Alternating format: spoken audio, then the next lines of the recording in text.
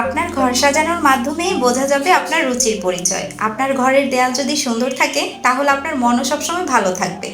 আমি প্রায় আপনাদের সাথে blogging, cooking, travel blog share করি, তবে আজকে আমি শেয়ার করব আমার বাসার ওয়াল ডেকোরেশনের একটা ছোট্ট ভিডিও।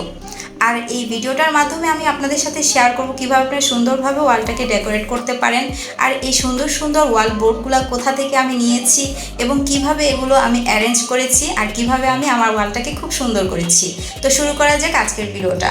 প্রথমেই বলে নিই, আমাদের বাসাটা খুবই ছোট, একদম ছিমছাম এবং খুব পুরাতন একটি বাসা, আর এই ওয়ালটাও কিন্তু অনেক পুরাতন একটি ওয়াল ছিল।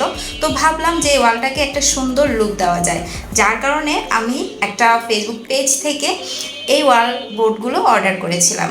আর এই ওয়াল বোর্ডগুলো আমার কাছে কেমন লেগেছিল প্রথমে আপনাদের সাথে শেয়ার করি। প্রথমেই তাদের প্যাকেজিংটা আমার কাছে খুবই ভালো লেগেছে, আর অর্ডার দেওয়ার একদিনের মধ্যেই কিন্তু প্রোডাক্টটা চলে এসেছিল। তো আমি প্যাকেটটা খুলছি আর ভেতরে কি কি আছে আমি এখন শেয়ার করব। আর তাদের পেজ লিঙ্কটাও আমি ডেসক্রিপশন বক্সে এবং কমেন্ট সেকশনে দিয়ে রাখবো। আমি এখানে 18 পিস ওয়াল বোর্ড অর্ডার করেছিলাম, আর এগুলো কিন্তু আপনারা চাইলে কাস্টমাইজ করে নিতে পারবেন। যে কোনো ছবি দিয়ে যে কোনো সাইজেই কিন্তু আপনারা যদি তাদের পেজে বলেন তাহলে তারা সেই অনুযায়ী কিন্তু করে দিবে, এবং এটা লাগানো কিন্তু খুবই ইজি। আর দেখতেই পাচ্ছেন আমি একটু পানি দিয়ে ধুয়েও দেখাচ্ছি যে আসলে এটা কি ওয়াটারপ্রুফ কিনা।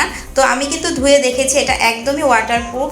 আর আপনারা কিন্তু এটা ময়লা হলে যে কোনো একটা সুতি ন্যাকড়া ভিজেও কিন্তু এভাবে মুছে নিলেও কিন্তু এটার যে গ্লিটারি ভাবটা, এই ভাবটা কিন্তু একদমই যাবে না।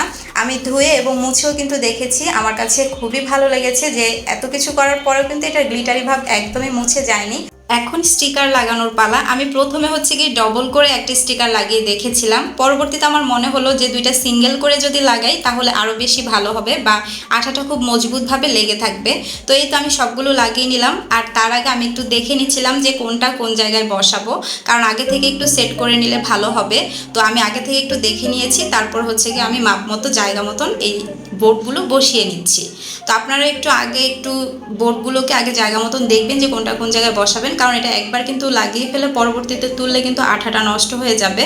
তো যাই হোক, আমি কিন্তু সবগুলো এভাবে লাগিয়ে নিয়েছি আর একা একা কাজটা করেছি। তো জানি না কতটুকু সুন্দর হয়েছে, তবু আপনারা কমেন্ট সেকশনে বলে যাবেন আসলে কেমন হয়েছে। আমাদের ওয়ালটা খুবই পুরনো আর খুবই ছোট বাসা, তাই আমি এভাবেই সাজিয়েছি, আমার কাছে ভালো লেগেছে। আপনারা কিন্তু আপনাদের পছন্দ অনুযায়ী যে কোনো বোর্ড কাস্টমাইজ করে নিতে পারেন।